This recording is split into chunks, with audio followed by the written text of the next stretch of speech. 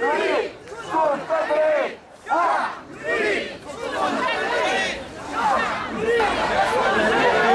من قبل الشعبية الائتلاف المدني والسياسي، ونشاق كل نهار تربع امام وزارة الداخلية وامام الولايات بالجهات.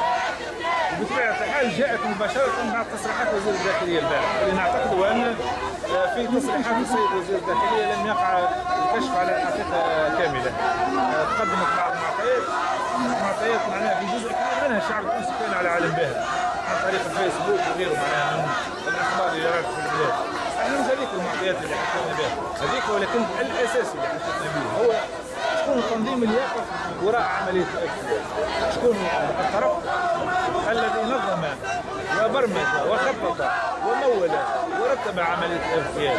هذه الشيء ما نحبش نجاوب عليه وما نعتقدش انه احتراما لمقتضيات سرية التحقيق، وانما هناك نوايا لمحاولة حصر الملف هذا لمجموعة سلفية تنشط عائقين ان هنالك طرف منظم على العملية. سعد العريري يحب يقدمها فقط مجرد تيار سلفي. احنا نسأل التيار السلفي هل هو تنظيم حزبي؟ شنو علاقته ببقية التيارات الأخرى؟ شنو علاقته بالنهضة؟ شنو علاقته بوزارة الداخلية؟ مؤسسات الدولة؟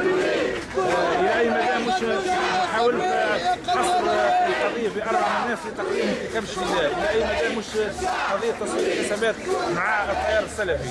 فإذا نحن نطالب من حقيقة نحب نعرفوا، لأنه إذا كان نعرفوا شكون الحزب الذي يقف والجهاز الذي يقف وراء عملية الاغتيال، هذه الطريق لتأمين حماية بقية النشطاء السياسيين والإعلاميين وغيرهم من الناس اللي راجع الأخبار حول وجود الإيمان.